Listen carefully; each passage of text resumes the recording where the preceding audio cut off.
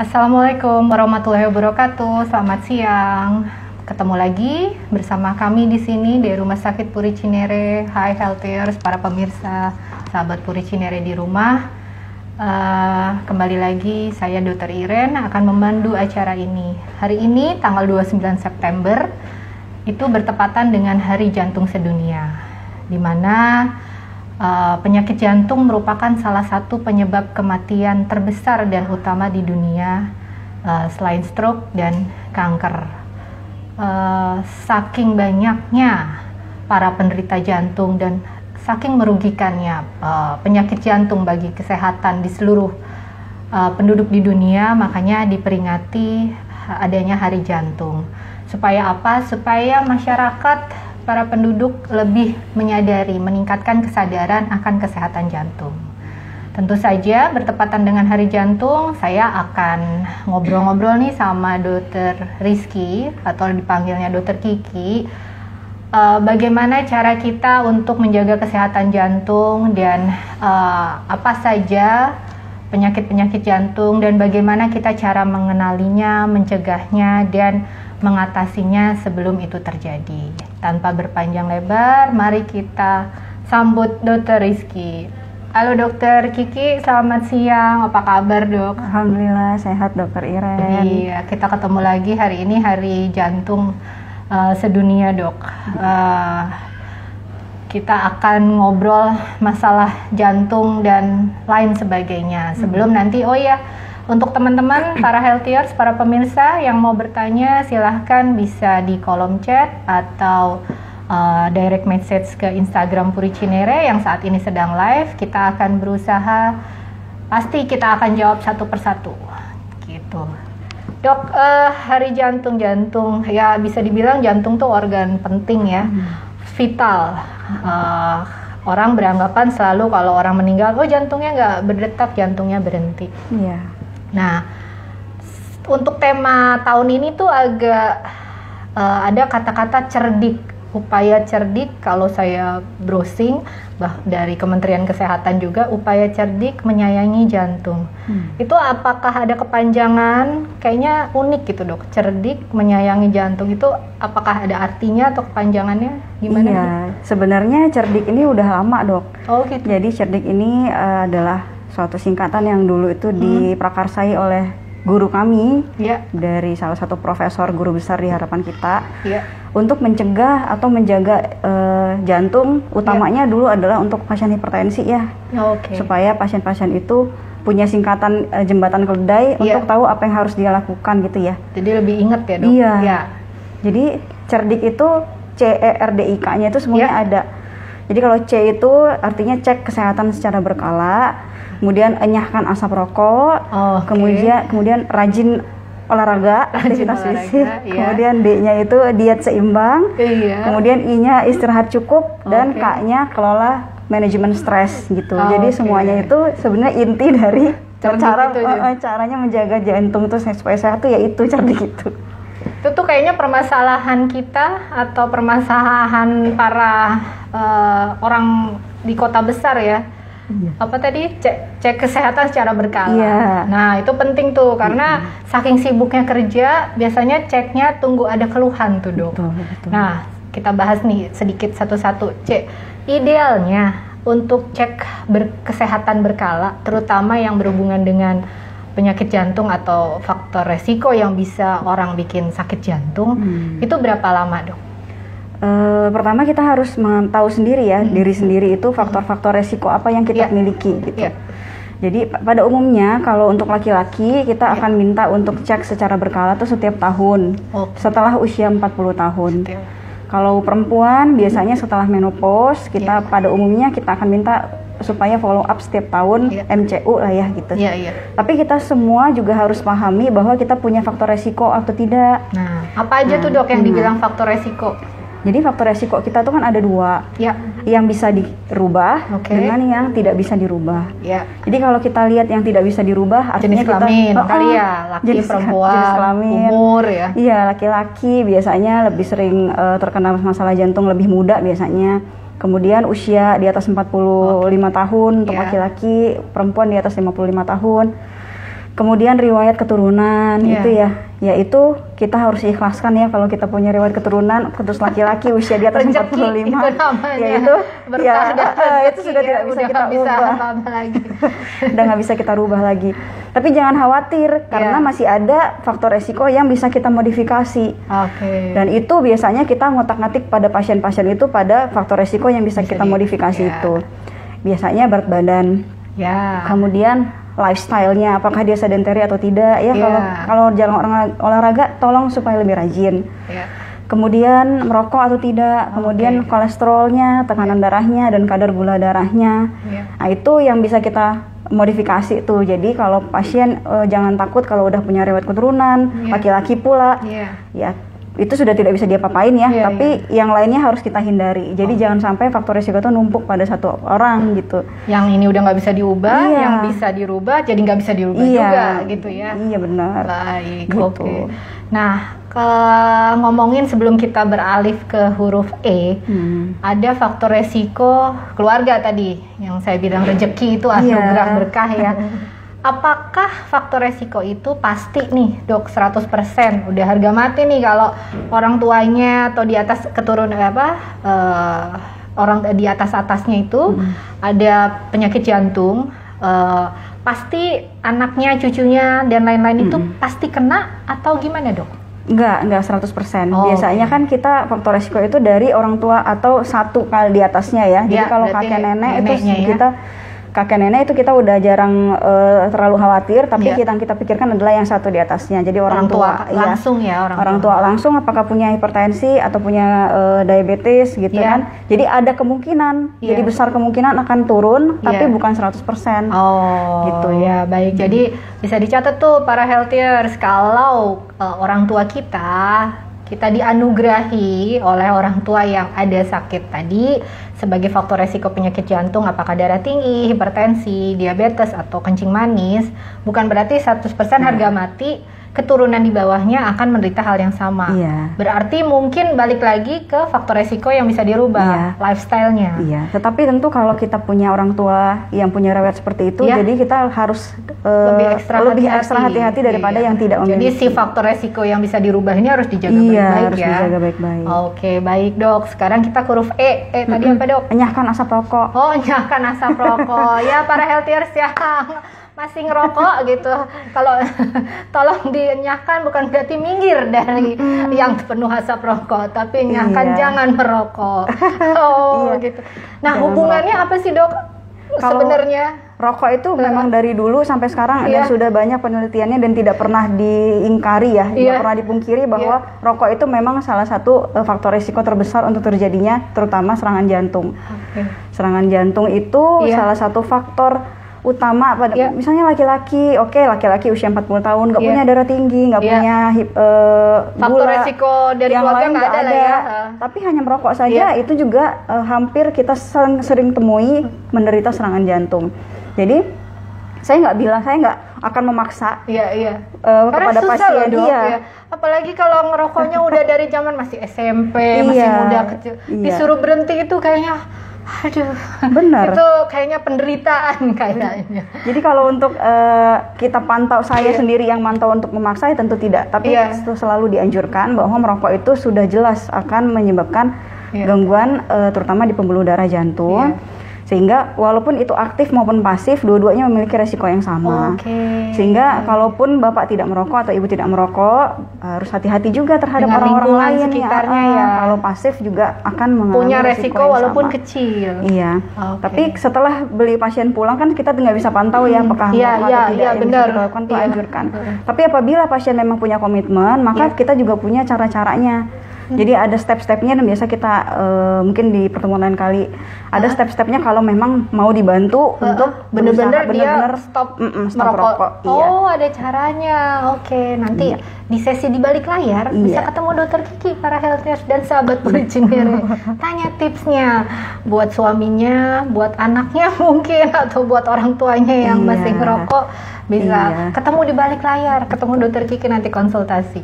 Nah, habis R itu rajin olahraga atau aktivitas fisik. Nah, ini juga masalah zaman sekarang nih dok, apalagi pandemi, entah dijadikan alasan atau memang khawatir jadi mager, sedentary life gitu. Hidupnya ya diem aja di balik handphone, di balik nonton TV, di balik laptop. Betul. Sebenarnya kita tidak mengharapkan olahraga yang sangat eksesif juga, Dok. Jadi kita tuh hanya menganjurkan paling tidak konsisten jalan kaki 30 menit 3-5 kali dalam 1 minggu. Tetap harus ada hari istirahatnya 2 kali dalam seminggu. Kalau konsisten insya Allah ya itu sudah cukup untuk mempertahankan gaya hidup sehat. Jadi bukannya disuruh untuk latihan fisik gitu yang sangat keras juga tidak. Tapi jalan pagi seminimal itu pun itu bisa bermanfaat bagi pasien. Tapi kalau memang pasien suka renang, suka sepeda, ya itu jauh lebih baik lagi gitu. Kan tadi 3-5 kali, Dok. Gimana kalau orang yang kerjanya full nih Senin sampai Jumat? Masih ada excuse nggak sih? Boleh lah Sabtu Minggu gitu. Nggak sempet, rumahnya jauh dari kantor, berangkatnya 5:30 gitu kan. Pulangnya juga kadang jam 5, kadang setengah 7. Sampai rumah capek, Dok, gitu. Jadi sebenarnya yang kita anjurkan itu adalah 150 menit dalam 1 minggu, Dok. 150 menit 1 minggu, dalam berarti 1 minggu. Dibagi aja ya 15 bagi 7 ya. Makanya kalau misalkan bisa 20 kita menitan lebih ya. Kalau beliau pasiennya harus 2 kali aja olahraga itu kan sangat capek banget ya. Tapi kalau misalkan kita bagi 3 atau bagi 5, maka cukup 30 menit. Kalau dibagi 5, 30 menit sehari itu udah cukup. Dan saya rasa itu nggak butuh effort banget lah kalau misalkan harus jalan kaki keliling-keliling aja ya. Jadi saya sangat menganjurkan untuk tetap dilakukan 5 kali seminggu jalan kaki. Karena kalau hanya seminggu sekali itu kurang berat berat, sangat berat. Apalagi nggak pernah olahraga terus disuruh olahraga. Nanti yang ada badan sakit semua, habis beres olahraga malah jadi makin mager karena badannya sakit semua. Jadi intinya konsisten ya. Konsistensi. Jadi tetap ya. Rajin olahraga. Sekarang D-nya, Dok. D-nya diet yang seimbang. Nah, ngomongin diet seimbang, baru-baru ini si Kemkes itu, Kementerian Kesehatan, ngeluarin tagline dan message edukasi ke semua media. Bahkan tadi pagi saya dengar radio aja sambil jalan ke rumah sakit. GGL, gula, garam, lemak. Kalau orang dulu bilangnya gorengan, gula, garam. Kalau Kemenkes GGL, gula, garam, lemak. Nah, berpengaruh sama dietnya gimana tuh, Dok? Jadi atau dietnya harus apa nih? Gitu. Iya, itu gula, garam, lemak itu bukan salah satu ya. 3 itu adalah yang harus diwaspadai untuk semua kita, terutama pada orang-orang yang punya resiko untuk penyakit jantung misalnya gitu. Bukan hanya pasien yang sudah terdiagnosis hipertensi misalnya harus awas garam gitu, tapi kita juga yang masih sehat yang belum terdiagnosis tetap harus yang 3 itu harus kita waspadai itu. Karena itu adalah makanan yang enak. Iya, betul. Yang 3 itu banyak di mana-mana. Kadang-kadang kalau orang jualan juga kan kalau garam, gulanya atau lemaknya nggak banyak nggak enak. Jadi pasti itu akan nggak ada rasanya. Tapi 3 itu justru harus kita awas karena yang 3 ini yang sangat berpotensi untuk menyebabkan gangguan jantung. Kalau garam itu bisa menyebabkan tekanan darah tinggi, misalnya. Gula, penyakit gula, dan gula juga akan bisa menyebabkan obesitas, gangguan lemak juga akhirnya. Kemudian lemak sendiri juga kita bisa pilih lemaknya. Jadi lemak-lemak sehat ya kita boleh makan tapi nggak boleh kebanyakan juga karena. Apa tuh, Dok, lemak sehat? Misalkan biar agak melek, agak seneng gitu, Dok, dengernya ada lemak tapi sehat bisa dikonsumsi. Apa tuh, Dok? Lemak sehat tuh antaranya avokado, alpukat doang ya, Dok. Alpukatnya nggak pakai kental manis, nggak pakai susu, pakai es krim. Iya, nggak pakai es krim. Jadi alpukat doang. Jadi alpukat, terus salmon, terus kacang almond. Iya. Almondnya dipanggang biasanya ya, bukan yang digoreng gitu, almondnya dipanggang gitu, dicemilin. Tapi awas kalorinya ya, kita nggak bicara kalorinya tinggi tuh. Jadi kalau misalnya kebanyakan juga bakalan menyebabkan kegemukan juga. Tapi kalau kita harus memilih lemak, kita pilih lemak-lemak yang sehat. Kalau biasanya minyak juga kita pilih minyak zaitun.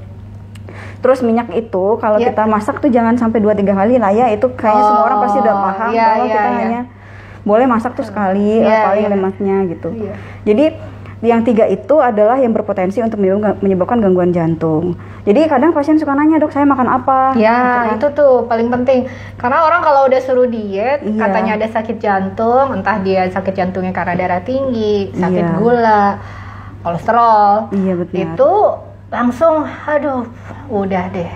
Nggak bisa makan apa-apa deh. Benar. Merana deh gitu. Jadi apa tuh, dok? Jadi kalau garam boleh, sebenarnya kita tetap boleh makan garam, karena kalau kita nggak punya garam juga ntar jatuhnya jadi lemas. Jadi macam-macam nanti ke depannya, bisa penurunan kesadaran justru sampean.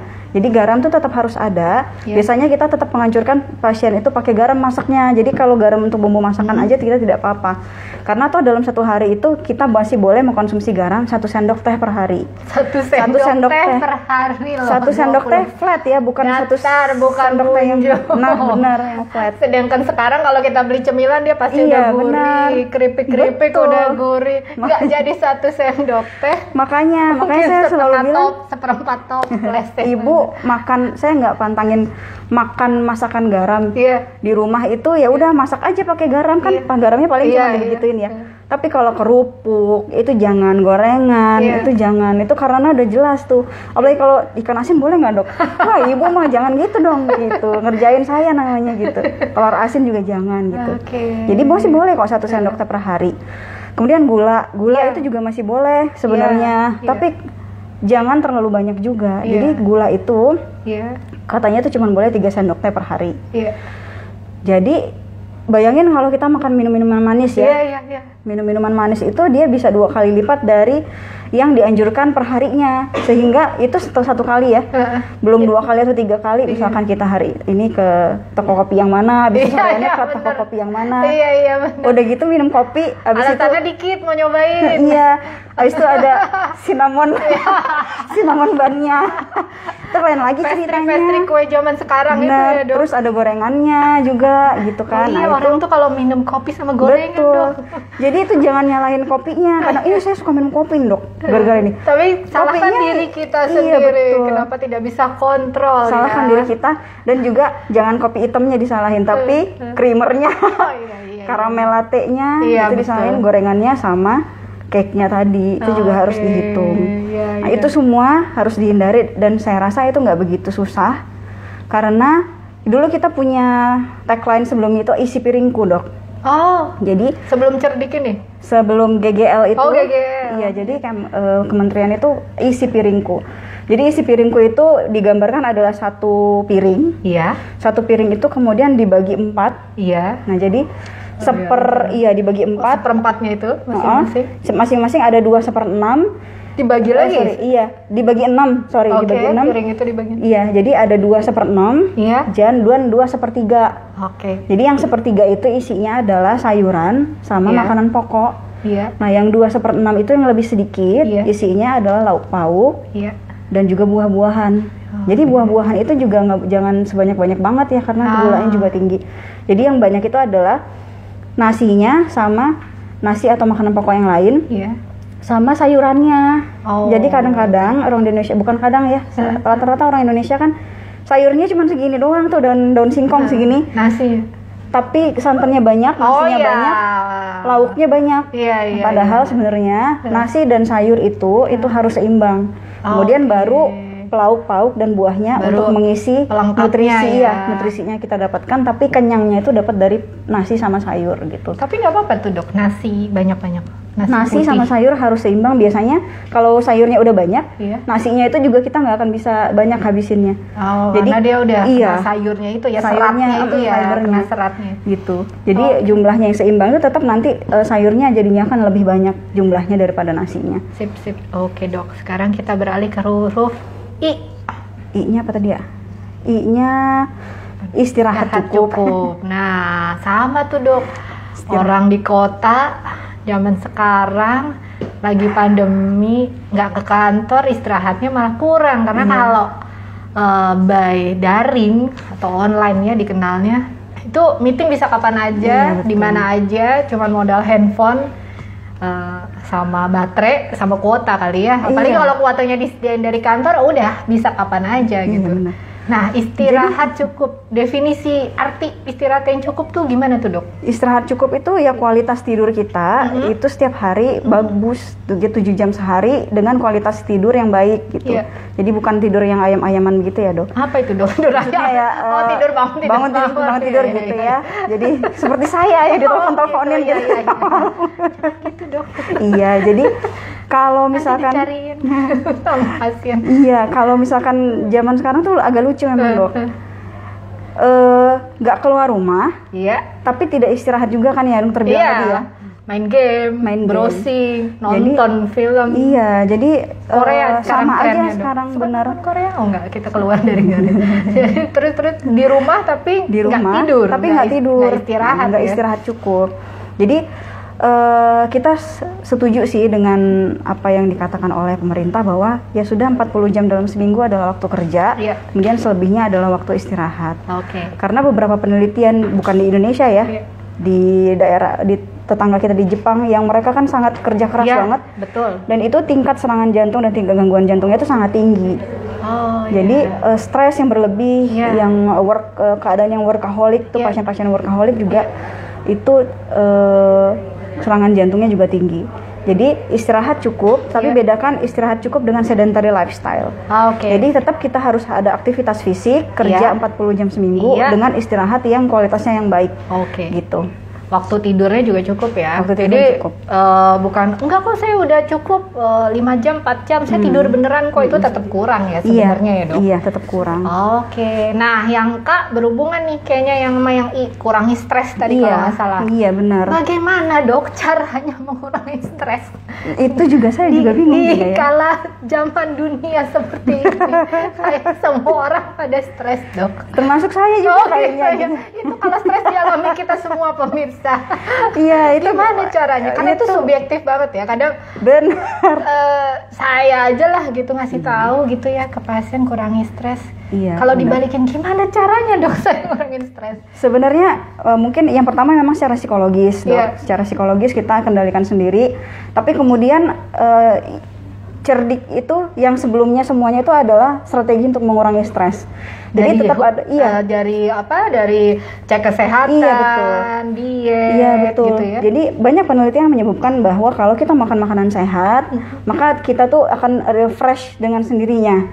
Kemudian kalau kita olahraga juga itu ada termasuk salah satu untuk cara mengelola stres, olahraga. Lakukan olahraga apa yang disukai. Baik itu secara rekreasional maupun kompetisi.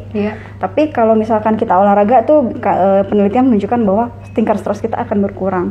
Jadi semua yang dikatakan sebelumnya itu adalah strategi untuk mengelola stres. Jadi hidup sehat sendiri adalah cara bagaimana kita mengelola stres. Makanya sekarang youtuber juga banyak tuh, Dok. Yang YouTube-nya isinya itu adalah bagaimana caranya kita itu hidupnya itu simple lifestyle supaya jangan sampai stres gitu kan ya, Dok ya. Di dalamnya itu pasti selalu olahraga, pagi hari olahraga, makan makanan sehat, itu pasti ada termasuk di dalamnya. Tapi bener juga, Dok, kalau kita nggak makannya sembarangan gitu ya, perempuan lah taruhlah makannya sembarangan jadi gemuk, stres juga dia kan mikirin karena gendutnya kali ya. Gemuk gitu ya gitu. Apalagi setelah gemuk ada sakit, wah makin stres ya. Makanya mungkin Kementerian Kesehatan dengan para ahlinya itu udah sangat visioner. Jadi si stres itu taruhnya di belakang karena akumulasi dari CERDI itu bisa menyebabkan si stres itu ya, Dok. Iya, betul Dok. Dok, gimana sih sekarang jantung nih, ngomongin penyakit jantung. Banyak orang tuh sakit jantung suka nyaru, Dok, sama orang sakit lambung. Sakitnya di ulu hati, tapi beberapa kali keluhannya ulu hati. Jadi kadang orang ada beberapa pasien yang saya sakit lambung kok, emang punya sakit mah. Ternyata suatu saat tetap sakitnya ulu hati, tapi pada saat dibawa ke rumah sakit dia serangan jantung. Orang bilang kalau istilah kedokteran MCI atau kalau bahasa awamnya koroner. Nah itu gimana, Dok? Kita aware-nya itu gimana, Dok? Kalau yang keluhan-keluhannya tuh kayak gitu, nggak khas ya? Jadi kita setiap kita melihat pasien tetap kita harus melihat faktor resikonya itu tadi, Dokter. Jadi apakah pasien ini punya faktor resiko untuk terkena masalah koroner itu tadi atau tidak? Jadi misalkan pasien datang usia muda, perempuan usia 18 tahun, masih muda, kemudian tidak gemuk, masih proporsional, badannya proporsional. Jadi yang seperti tidak ada hipertensi, tidak ada gula, yang seperti itu kita mungkin tidak memikirkan masalah koroner dulu, tapi permasalahan di luar koroner dulu. Misalnya memang masalah pencernaannya dulu, gitu. Jadi setelah itu tereksklusi masalah pencernaan dan yang lain-lainnya, kemudian baru kita pikirkan masalah koroner. Secara simultan pun bisa, kalau kita harus mencari satu masalah secara simultan bisa, tapi tentu fokusnya tidak ke koronernya dulu. Tapi kalau pasien itu datang laki-laki usia 45 tahun, kondisinya obesitas, merokok, kemudian hipertensi, gula. Nah itu tentu begitu dia mengeluhkan rasa tidak enak di ulu hati, itu harus kita pikirkan koronernya duluan. Karena faktor resikonya sangat banyak untuk pasien tersebut. Sehingga profil klinis pasien itu tetap jadi patokan utama dan riwayat penyakitnya selama ini. Jadi kita tidak pernah mulai dari pemeriksaan dulu, tapi mulainya selalu dari profil klinis pasiennya gitu, Dok. Tapi kecuali misalkan berarti postur dalam arti berat badan itu bisa kelihatan ya, Dok. Misalkan dia walaupun dia usia muda, dia obes, ya itu kan ada faktor resiko ya. Itu berarti kita bisa berpikir dua, apakah dia murni sakit lambung, sakit mahnya itu, atau mungkin punya resiko ke arah sakit jantungnya ya, Dok. Oke, baik. Nah, Dok, di masyarakat di luaran sering tuh orang meninggal mendadak, angin duduk. Nah, itu apa, Dok? Karena kebanyakan ternyata angin duduk setelah diperiksa dia sakit jantung, Dok. Iya, benar. Itu tadi seperti yang tadi juga orang sakit Dok. mah itu ya. Orang sakit sakit lambung yang selama ini mungkin mengabaikan yang mungkin lambung doang gitu ya. Tahu-taunya terkena serangan jantung, ya mungkin yang itu tadi serangan jantung masalahnya. Biasanya penyebab utamanya yang bisa menyebabkan kematian mendadak dari bagian jantung itu ya memang penyakit jantung koroner, sakit jantung koroner. Karena kan ada tuh, Dok, berapa waktu lalu tuh, mungkin udah pada tahu lah para Hertials dan pemirsa, artis-artis tuh, Dok, lagi olahraga, kayaknya hidupnya sehat gitu, dia senang olahraga, lagi futsal meninggal, atau suaminya BCL almarhum betul. Tren, tapi kayaknya trennya berat kali mungkin ya, kita juga nggak tahu, lagi olahragawan tidak merokok gitu kan, di luar makan minumnya ya kita nggak tahu ya, tapi dia olahraga meninggal, itu gimana tuh, Dok? Jadi jelasinnya tuh gimana sih sebenarnya kayak gitu? Jadi itu kan berarti henti jantung secara mendadak berarti ya, Dok ya? Jadi kalau kita ngomongin masalah serangan jantung, itu beda dengan henti jantung. Nah, itu saya mau tanyain tuh. Apa bedanya henti jantung sama serangan jantung? Iya, benar. Jadi kalau serangan jantung itu kita asosiasinya tuh terkait sama masalah jantung koroner. Jadi ada masalah blokade atau penggumpalan darah yang menyebabkan ada blokade di pembuluh darah jantung, sehingga jantung itu tidak berfungsi tiba-tiba. Jadi sel jantung itu mengalami gangguan atau kematian secara tiba-tiba sehingga menyebabkan serangan jantung. Jadi serangan jantung itu bisa manifestasinya henti jantung, bisa. Tetapi dari serangan jantung bisa yang terburuk beralih ke henti jantung. Jantungnya berhenti. Tetapi henti jantung belum tentu adalah suatu serangan jantung. Karena henti jantung bisa mendadak. Tidak ada tanda-tanda. Jadi henti jantung itu bisa disebabkan satu karena serangan jantung, yang kedua karena gangguan struktur jantung yang berat, yang ketiga karena adanya gangguan aritmia jantung. Jadi yang paling sering mungkin adalah serangan jantung, henti jantung akibat serangan jantung dan juga gangguan aritmia jantung, irama jantung itu tadi. Jadi belum tentu. Kalau memang dia koroner itu biasanya memang kita tuh kaitkan dengan gaya hidup tidak sehat. Tapi kalau gangguan irama jantung atau aritmia jantung itu tadi, Dok, itu agak susah kita untuk mendiagnosisnya itu agak tricky. Sehingga kadang kita tidak jumpain pada medical check up seperti biasanya. Jadi dia secara fisik dia bagus, secara lifestyle dia cukup bagus, pemeriksaan kesehatan bagus. Jadi emang itu agak tricky. Jadi biasanya kita temunya itu Bisa dari medical check up, tapi bisa juga dari poliklinik sehari-hari dengan gejala-gejala yang sebenarnya nggak begitu berat awalnya. Seperti misalnya dari saya berdebar-debar dok gitu. Ternyata pada waktu kita periksa, oh ini berdebar-debarnya, untung ini cuma berdebar doang Pak, Bapak belum sampai jatuh gitu ya. Jadi mungkin kalau saya simpulkan, si serangan jantung itu tadi dokter bilang, pembuluh darahnya ada sumbatan, ada yang menyumbat, ibarat saluran air, ada yang menyumbat, dia nggak bisa ngalir, dia timbullah serangan jantung. Tapi kalau misalkan henti jantung, jantungnya berhenti berdetak, berdenyut, itu selain karena si saluran yang nyumbat itu tadi, pembuluh darah, bisa juga gangguan irama. Kalau gangguan irama mungkin bahasa gampangnya listriknya koslet kali ya dok. Gangguan kelistrikan, betul. Iya, jadi kayak listrik di rumah tiba-tiba bruk mati gitu ya. Bisa jadi jalur-jalur kelistrikannya. Akhirnya gejalanya timbulnya entah pasiennya ngerasa deg-degan, cemas karena saking deg-degannya, atau memang bawaan ya dok ya dari struktur jantung itu sendiri ya. Jadi kadang pasien-pasien yang dengan gangguan irama itu biasanya keluhannya yang paling ringan itu ya ngerasa deg-degan, palpitasi. Atau ada riwayat suka pingsan. Kadang-kadang kalau tapi nggak ada sebabnya. Suka makan pingsan, udah, minum udah, tapi dia tiba-tiba pingsan. Tiba-tiba pingsan. Nah itu kita harus cari mengenai gangguan kelistrikan jantungnya. Jadi itu ya para healthiers, para pemirsa, bedanya serangan jantung dengan henti jantung. Dok, kita ada beberapa pertanyaan yang udah masuk. Yang pertama, dok, saya laki-laki usia 40 tahun, 3 bulan yang lalu pasang ring. Namun satu bulan kemudian pasang ring lagi, dan sekarang saya masih suka merasakan nyeri di dada dan perut suka kembung. Bagaimana itu dok? Mohon penjelasannya. Jadi mana tuh dok? Berarti dia faktor resikonya cukup berat ya dok? Laki-laki 40 tahun, 3 bulan yang lalu sudah pasang ring, 1 bulan pasang ring lagi, tapi masih nggak enak dok. Jadi kalau bapak laki-laki umur 30 tahun sudah pasang ring, nah itu berarti udah positif ada masalah penyakit jantung koroner. Penyakit jantung koroner ini walaupun sudah dipasang ring, tetap harus minum obat-obatan. Jadi pasang ring bukan berarti selesai masalah ya dok. Si cerdik itu harus jalan semua nggak? Itu harus dilakukan. Cerdik itu tetap harus dilakukan. Gaya hidup sehat itu tetap harus. Dan obat-obatan tidak boleh dihentikan. Nah, kenapa bapak itu masih ngerasa nggak enak, atau perutnya sering kembung? Nah, itu harus dievaluasi lagi. Apakah obat-obatannya belum cukup optimal? Bisa jadi. Jadi pengobatan itu kan kita punya dasar basic treatment yang akan kita kasih. Misalkan pengencer darah, obat anti kolesterol. Tapi kalau misalkan ada gejala, kita punya beberapa regimen yang harus kita kasih juga gitu untuk gejalanya dan untuk kualitas hidup pasiennya ke depannya. Jadi kita harus evaluasi apakah obatnya bapak ini sudah cukup atau belum.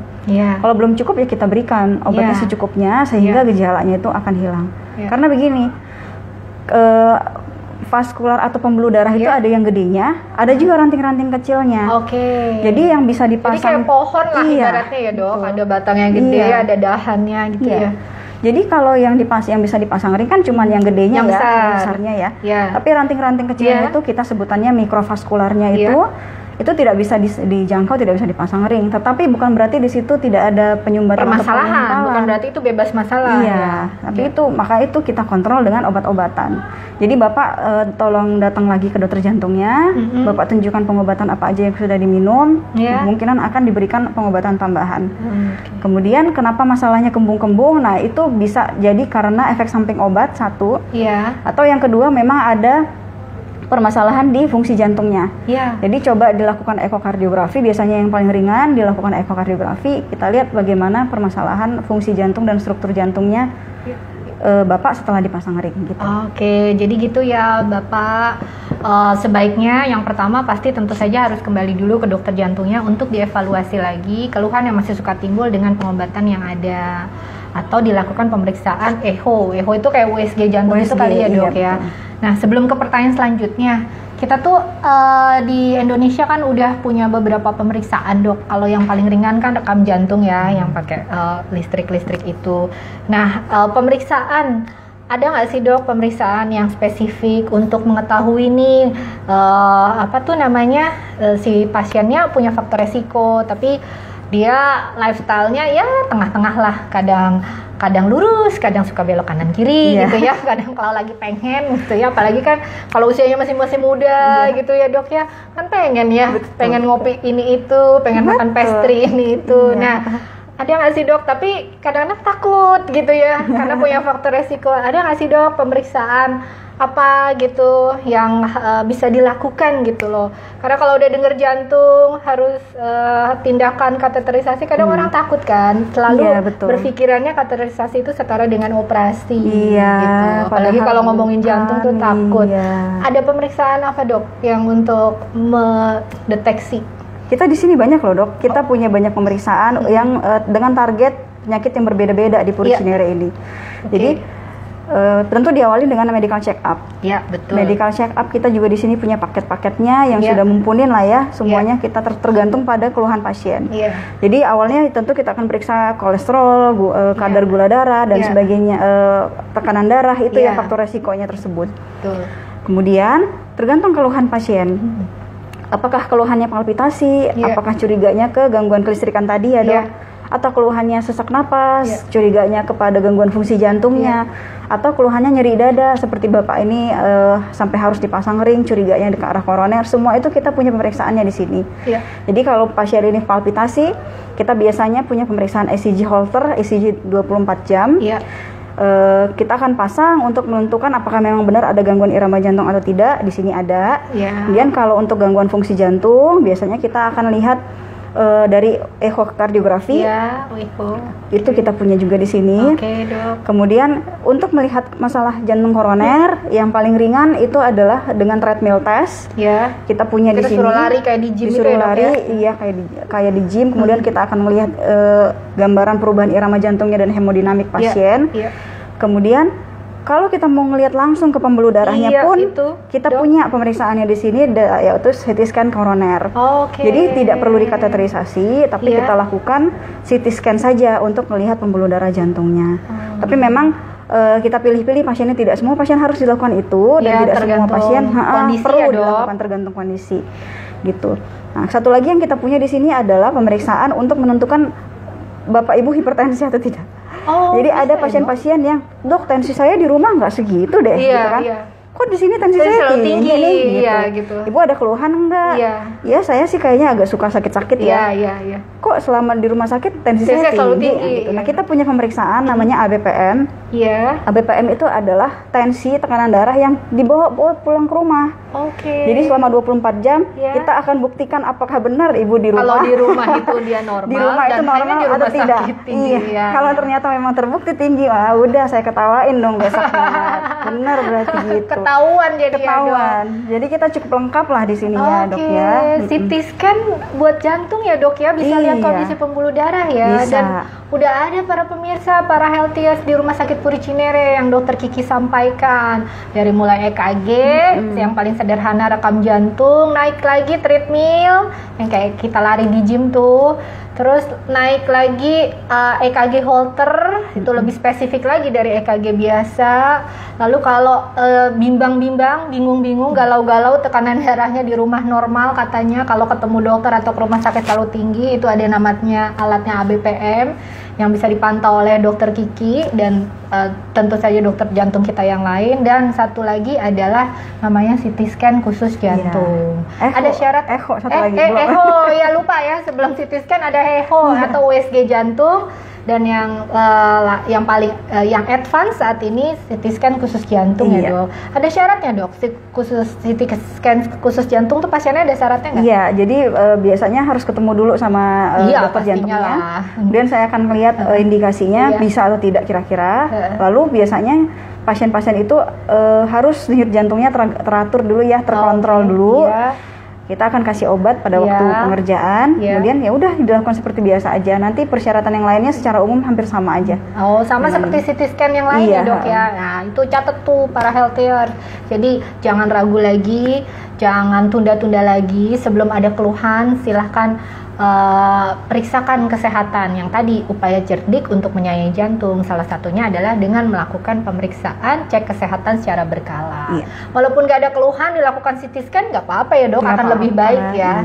Oke, kita Lanjut ke pertanyaan berikutnya, dokter, saya laki-laki lagi. Wah, ini banyak nih dok faktor resikonya. Itulah yang saya bilang ya harus diikhlaskan kalau laki-laki. Usia 46 tahun, laki-laki, merokok, berat badannya 120.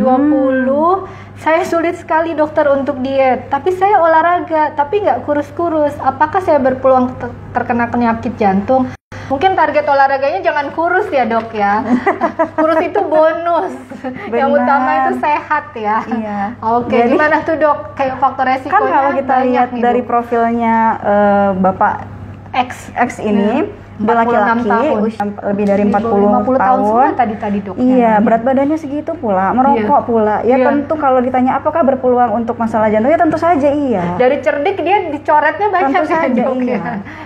Ya memang tidak akan ada angin segar ya seperti ini, tentu iya.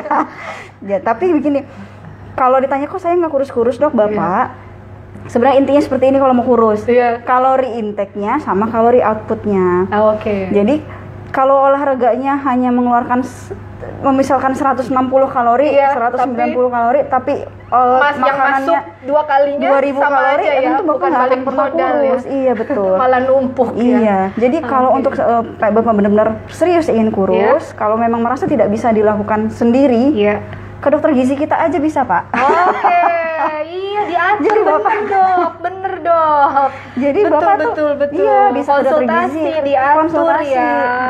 Sehingga makanan yang masuk itu sekian kalori, kebutuhan kalori Bapak dengan aktivitas sehari-hari itu akan dihitung, ditambah dengan olahraganya, pasti kurus. Kalau begitu, kalau memang serius, ayo datang aja konsultasi ke dokter gizi. Bahagia Bapak, jadi jangan mikirin kurus Pak. Yang penting sehat tapi diet bahagia. Mari konsultasikan lebih lanjut bagaimana diet bahagia. Kita ketemu dokter gizi di rumah sakit Puri Cinere, ketemu dokter Pauline, nanti dikasih tahu bagaimana caranya diet tapi menyenangkan Bapak. Betul. Oke, baik. Nah ini nggak tahu nih dok, laki apa perempuan. Dokter, apakah benar bila kolesterol tinggi akan berpeluang menderita sakit jantung? Iya, itu salah satu faktor resiko untuk terjadi masalah sakit jantung. Apa tuh dok yang bikin kolesterol punya resiko sakit jantung? Jadi kalau kolesterol kita berarti biasanya serangan jantung ya dok, nyambungnya ya? Nyambungnya tuh serangan jantung. Jadi kolesterol yang biasanya kita khawatirkan tuh LDL. Kolesterol LDL. Kalau kolesterol LDL itu apa dok? Kolesterol yang jahat ya, kalau kita bilang bahasa awamnya kolesterol jahat. Jadi kolesterol jahat itu nggak boleh tinggi. Nanti kalau setiap kita periksa laboratorium tuh pasti ada nilai optimal dan juga nilai targetnya. Jadi kalau di atas itu terlalu tinggi, itu akan berpeluang kita menyebabkan gangguan di pembuluh darah. Sebenarnya pembuluh darah manapun. Jadi akan ada penumpukan lemak di pembuluh darah manapun. Kalau kebetulan ada di pembuluh darah koroner atau pembuluh darah jantung, maka akan menderita sakit jantung, gitu. Tapi di pembuluh darah manapun bisa terjadi. Misalkan di otak ya berarti mungkin dia jadi stroke gitu betul. ya. Itu. Gimana sih dok caranya? Kalau saya mikir kolesterol dia nyumbet kayak minyak aja kali ya dok. Kalau dia didiemin ngendep itu yang dia nempel di pembuluh darah itu ya. Benar. Jadi seiring memang dia bukan sekali makan terus nempel, akumulasi, tapi akumulasi penumpukan gitu. Nah, ada batasnya nggak dok nilainya si LDL tadi itu? Kalau kita ngomongin angka gitu, ada batasnya nggak sih dok? Atau kita lihat lagi ke faktor resikonya, profil orangnya, usia gitu? Iya, jadi kita tetap sambungkan lagi ke profil klinis pasiennya. Pasien yang seperti Bapak yang sudah pasang ring 2 kali itu target kolesterol LDL-nya itu akan lebih rendah lagi, kita maunya di bawah 70 sampai. Strict banget ya dok, di bawah 70 di bawah 70 supaya jangan sampai ada ring ketiga, ring keempat, dan ring kelima lagi gitu. Jadi harus di bawah 70. Tapi kalau seperti orang sehat hanya ingin mengkontrol kolesterol, target kita 130. 130 ya dok, cukup ya. Baik, begitu. Nah, yang berikutnya, dok. Dok, kenapa saya suka mudah sekali kaget, deg-degan kalau dengar suara keras? Ada perasaan kaget dan khawatir, apakah itu tanda penyakit jantung? Tidak, itu ya parno aja. Kaget aja ya. belum tentu yang seperti Pokoknya itu. belum. Jadi intinya gini, tidak semua rasa deg-degan berdebar itu murni karena penyakit jantung belum ya dok. tentu. Apalagi ada kalau lain, apalagi kalau itu ya memang ada penyebabnya. Dikagetin atau dengar suara ledakan apa gitu ya. Iya, belum tentu. Bisa jadi tapi belum tentu, dan kecil kemungkinannya yang seperti itu adalah suatu gangguan jantung. Jadi intinya kembali lagi, kalau rasa berdebar, deg-degan, datanglah ke dokter gigi, pemirsa. Kita periksa para nanti healthcare EKG. kita periksa lebih lanjut. EKG 24 dari jam. mulai yang sederhana sampai yang advance, semua tersedia di sini. Iya. Oke dok, apakah mungkin ada infeksi yang terjadi akibat saya pemasangan ring? Setelah pemasangan ring, mungkin jangan-jangan ini nyambung sama yang pertanyaan pertama dok, karena dia pasang ring. Infeksi sangat jarang terjadi, infeksi untuk karena pemasangan ring hampir tidak pernah. Bukan infeksi yang kita khawatirkan, tapi ada sumbatan di tempat di mana pasang ring. Jadi kita ini pembuluh darah, terus kita pasang ring ya di sini. Iya. Kan di sini tetap lewat ya. Iya. Jadi kalau misalkan nanti tetap makan makanan lemaknya banyak, ya numpuk juga di dalam ring itu, numpuk juga. Itu yang kita khawatirkan. Maka jadi, meskipun tadi dokter bilang ya, pasang ring itu bukan dunia aman sentosa langsung selesai masalah beres, kita bebas ngapa-ngapain ya. Tetap harus jaga kesehatan, tetap harus minum obat gitu. Tapi kalau infeksi itu sangat jarang terjadi, hampir tidak pernah saya jumpai infeksi akibat dari pemasangan ring. Jadi intinya walaupun sudah pasang ring, tetap para healthiers, para pemirsa tetap harus menjaga kondisi kesehatan, tetap jaga diet, dan tetap jaga asupan. Dok, mau tanya lagi nih, pengalaman dokter di pengalaman dokter sehari-hari lah. Kalau kita periksa sedini mungkin, atau kalau kita periksa CT scan jantung tuh dok, bisa terdeteksinya seperti apa dok? Kondisi-kondisi yang akhirnya atau ada gini, misalkan orang itu sudah pernah pasang ring, atau kita balik deh, orang itu sudah pernah pasang ring, apakah tetap bisa dilakukan CT scan, ataukah dia kalau ada keluhan lain harus kateterisasi? Ataukah dia cuma ada keluhan-keluhan saja, tapi dia belum pernah tindakan apa-apa? Atau gimana tuh dok kalau yang seperti itu? Jadi kalau untuk pemeriksaan CT scan koroner ini, memang kalau pada pasien yang sudah pemasangan ring itu sangat terbatas manfaatnya. Karena gambaran posisi ringnya itu akan mengganggu nantinya. Jadi mengganggu fotonya itu ya. Jadi nanti tetap nggak akan kelihatan jelas. Jadi biasanya pada pasien-pasien yang sudah pasang ring, kalau punya keluhan lagi, ya seperti yang kita bahas tadi, kita optimalisasi dulu obat-obatannya. Kemudian treadmill biasanya untuk evaluasi. Kalau memang dari treadmill muncul gangguan yang berat, kita harus kateterisasi lagi. Jadi kateterisasi jantung ulang. Tapi kalau pasien-pasien yang belum pernah pasang ring, CT scan itu jadi satu pilihan yang nomor satu sekarang di seluruh dunia juga, bahkan ya CT scan koroner untuk melihat langsung ke pembuluh darah jantung koronernya. Dia bisa detail gitu ya dok ya? Iya, bisa detail gitu ya, pembuluh darahnya sisi mana, mana. Jadi memang target kita nanti akan melihat pembuluh darah jantung yang kecil-kecil itu. Jadi ngelihat itu nanti. Bisa sampai kelihatan segitunya ya dok ya, pembuluh darah? Iya, jadi kan pembuluh darah jantung itu kan dia termasuk kecil ya, orang jantungnya aja cuma segini tuh. Pembuluh darahnya lebih kecil lagi, jadi bisa kelihatan dari CT scan koroner kita. Baik. Ada persiapan nggak dok kalau untuk CT scan koroner itu? Puasa atau apa gitu kan? Kalau periksa kolesterol, para healthiers pemirsa di rumah kan udah hafal pakai puasa. Jadi, kalau CT scan jantung? Iya, biasanya kita gitu, yang nggak boleh itu kita obat-obatan apa aja, nanti kita akan evaluasi ya obat-obatan apa aja yang dipakai. Kemudian minum-minuman yang kopi-kopian itu ada atau tidak, terus pagi-pagi boleh atau enggak, tergantung jadwalnya nanti. Tapi pada dasarnya pasien-pasien tidak harus puasa, tapi nanti akan ada obat yang diberikan, mungkin ada obat yang harus dihentikan dulu. Kemudian mungkin kopi pagi-pagi ya kita nggak usah dulu minum kopi. Pokoknya intinya puasa enggak, tapi ketemu dokter dulu ya, karena nanti di situ akan diberikan apa saja yang harus disiapkan sebelum pasien dilakukan pemeriksaan. Ada pertanyaan lagi dok? Apa ciri-ciri, saya perempuan 36 tahun, sering nyeri dada di sebelah kiri, kadang kanan berpindah-pindah. Terus apakah itu ciri-ciri penyakit jantung dok? Kalau nyeri dada yang berpindah-pindah itu Iya. bukan ciri-ciri suatu penyakit jantung. Oke.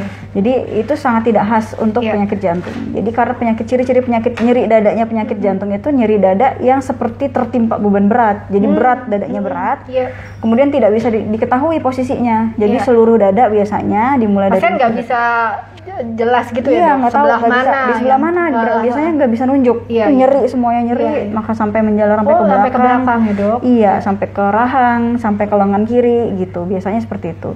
Dan ini sebenarnya kurang 36 tahun kan termasuk perempuan muda yang masih Iya, produktif. iya. Jadi kalau perempuan muda masih produktif, Iya. tentu pikiran penyakit bisa terjadi penyakit jantung tapi bukan koroner. Oke. Jadi mungkin penyakit jantung yang lain Iya, iya, iya, iya. dengan iya. gejala, misalkan biasanya gejalanya itu ya berdebar, sesak napas gitu ya.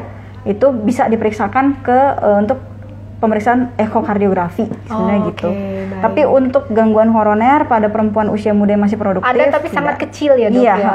Oke, baik. Dok, rasanya nggak cukup sejam kita ngobrolin kalau masalah jantung nih. Banyak banget soalnya ternyata.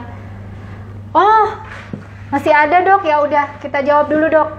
Iya, bonus, Pertanyaan bonus, ya, bonus. pertanyaan ekstra. Oke.